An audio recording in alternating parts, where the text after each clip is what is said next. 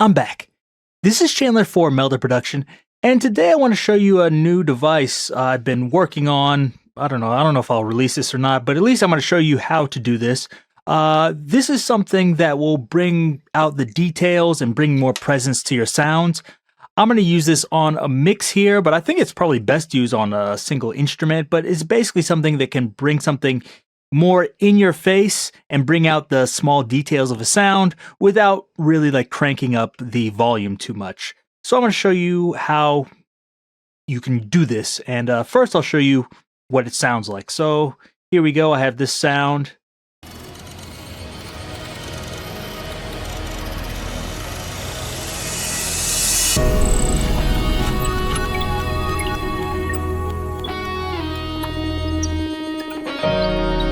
Okay, so this is a song, maybe you've heard this before, but basically what I'm going to do here is first let's just kind of mess with the compressor.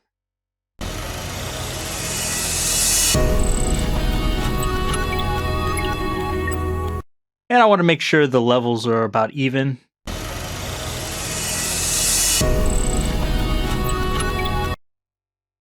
So bring this up maybe like 3-4 decibels. Try 3.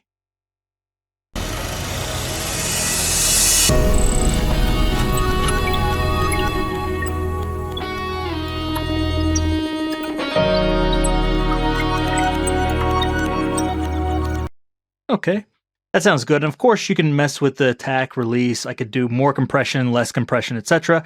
But just that big first boom, I'm bringing that down a little bit and then bringing the output up.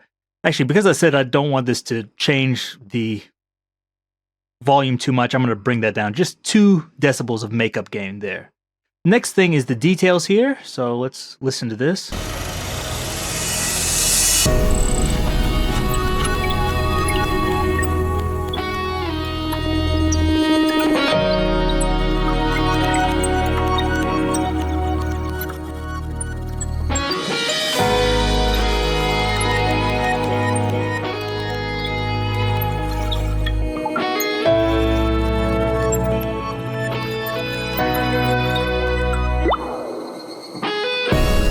So you can hear that really brings it more in your face. And the last one is the presence here. So let's listen to this.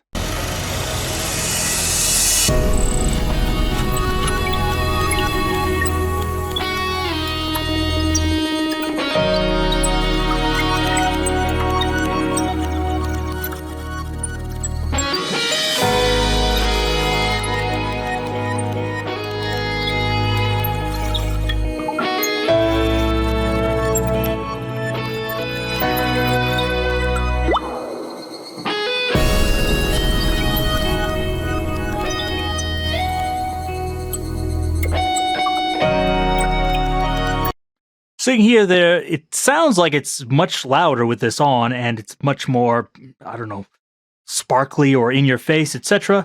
But as you see, it's not having a big difference in sound. And of course, if you think, oh, this is too much, you can use the wet dry to increase it or decrease it. But let me show you exactly how I did it. I'll go to B here, we'll open this up. And so it was actually fairly simple. Basically, all I did was I used this dynamics here. Like this. I'll pop it out here. I set up all the controls, but the first one I did was just a normal compressor, like this. I have this here. I set the ratio to 2:1, and of course I added in multi-parameters for the attack, release, etc. I can do that here right now quickly. So I'll go here, quick learn, attack, quick learn, release, quick learn, threshold, quick learn, ratio. And so all that should be pretty much the same. If we look here, it looks kind of like a mess. I don't really want that. So I'm just going to go here, the manager, and we're going to maybe shift click to get all these together, set group, and just call them like compressor. And then just so everything's in line, same row, and same row. So now it shouldn't look so random. Okay, looks pretty good. I think you can understand everything that I did before. From there, it looks pretty much the same, except I put 3 there. I put output gain there, but since this is just a demonstration, I'm not going to do that. If you're wondering how do I do the gain reduction on here, I'll show you that just very quickly. Ooh, here. So I'll just go into here, make sure I'm on band 1 in MXXX, dynamics here. Is it in, yeah, meters. So make sure you're using the gain reduction meter. Boom, it goes from this to this. I want editor mode to be, I guess, bar down or meter down horizontal here, like this. But if you start doing it, you'll notice like K's, actually, I don't even see it on there. Sorry. I didn't have anything there, so I'll put this GR for gain reduction. I have that there. That probably should be in there with the compressor, but whatever. But if I play it, you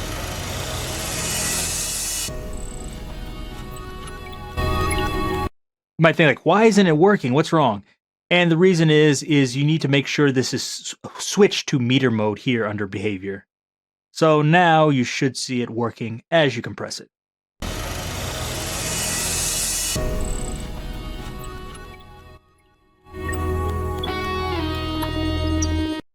So that's the compressor. I think that's probably self-explanatory. Hopefully you don't need too much more there. Now, the next one I'm going to do is the same thing. You might be like, okay, why are you doing the same thing twice? And what I'm doing here is I'm going to do upwards compression. So I'm going to set this RMS length at 0. I'm going to set the attack pretty fast, maybe under a millisecond. I'll leave the release where it is. And everything else, actually for the gate here, I want to bring this down. I'm going to bring this down to about -60. This is actually important because if you don't do this, it's going to bring up a lot of noise. But I think anything below 60 is probably just garbage, so I'll leave that there. For now, I'll leave this as it is. I think -12 dB is a good place. Now here, I'm going to click this button here. You see what this did? It added points here, so I can go in here and adjust this. So I can move this up and I can move this down. And this is going to add our compression or upwards compression here. So if you listen to it.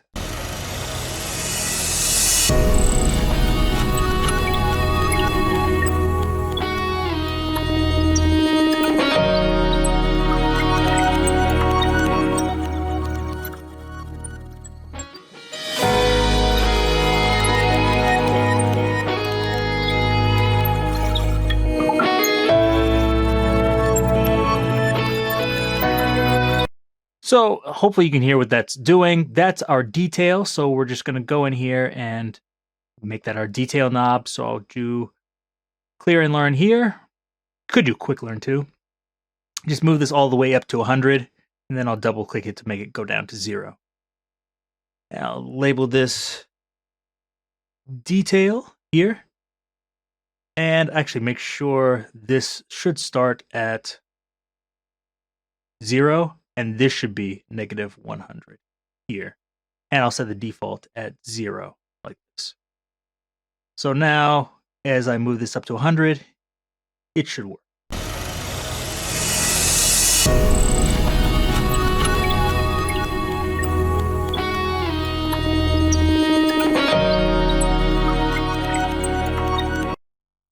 Okay, so I have those two, and everything is pretty good so far, but we need one more thing. And we're going to mix this together, the presence knob. I was actually kind of inspired by guitar amplifiers, so this is kind of a similar way to do things. So we're going to take the mixer here, make sure we have input 1, and we're going to need input 2 here, even though we don't have anything there yet. So for input 2, I need 2 things. So the first one is a bandpass. And we're going to set this here to, let's say, I think it was 3000, but let me use my ears. I'm going to solo this for a second just so we can hear this. And we're going to move the high pass filter up. I used a 6 decibel per octave filter for this.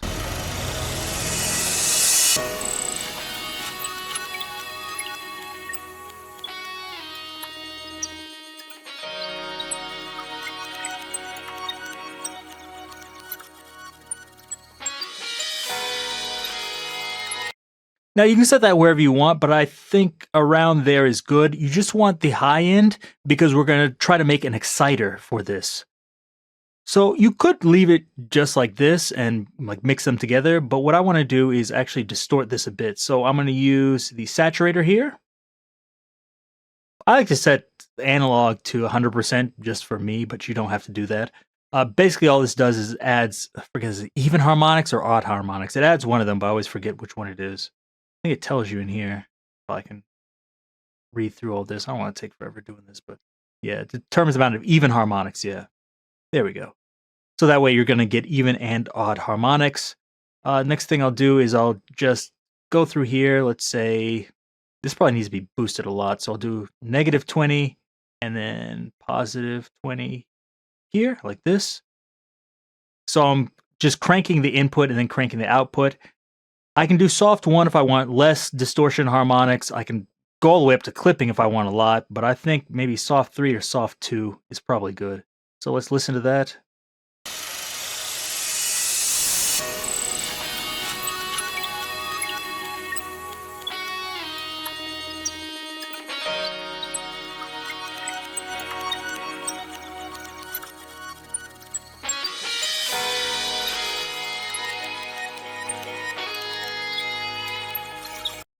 That's good. Sometimes these levels will be a bit different, so adjust the input and output to taste, but I think those are pretty close.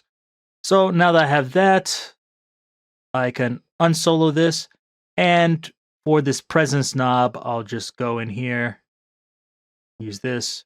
It's labeled volume, but I'm going to call it, I don't know, exciter or presence or whatever you want there. And so this, actually, this went all the way up to 12. I don't want it to go that high. Just go there, and we'll do it by percentage, starting on 0. There we go. So we can bring this in like this.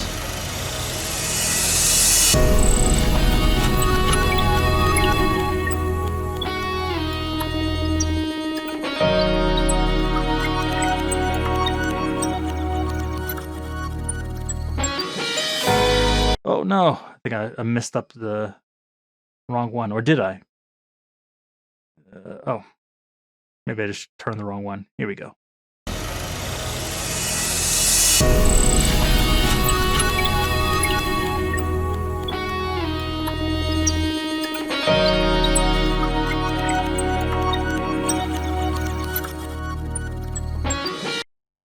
So we have that now.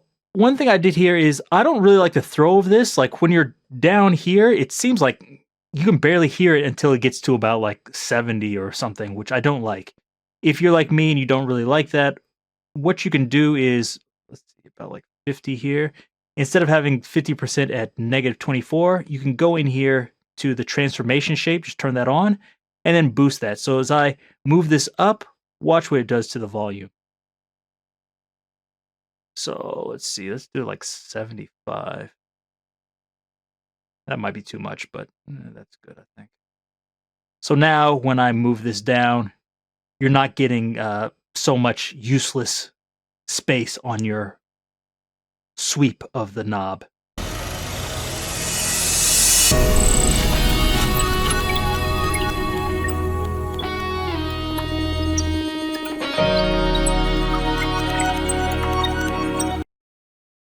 There you go. The last thing is just a dry wet, and you have it. I can just go in here. I'll do this really quickly. Oh, not like that. Clear and learn. Boom, boom. Actually, I should do quick learn. There. Go. Should be set up for you. And then we can just put all these together in a group like this by going to the manager. Do the same thing. Shift click, set group. Call it main or whatever you want there. And then just make sure that this is same row here and same row here. And we have it. There you go. Except for the output knob, this should be exactly the same as what I had here. So by using this, you can really bring out the sounds easily and or the details in your different sounds. And you don't have to worry about making things too loud or anything like that. You might want to change some other things here. So I have the exciter and I just have it as one knob. You could add more controls here just so you don't have it distorting all the time. If you think, you know what, that's a little bit too much distortion, I want to bring that down or bring that up, you can do that. You can also do different things with the detail, like change the threshold, etc. If you think 12 decibels or negative 12 decibels is too low, you can bring that up a bit. So there's lots of things you could do with that, but I think this is a quick and easy way that you can help your sound. Hopefully you liked it. Maybe this gave you some new interesting ideas. If it did, give me a thumbs up. If you have any questions about this, leave those down below and be sure to check out all the other plugins at meldaproduction.com. Till next time, see you.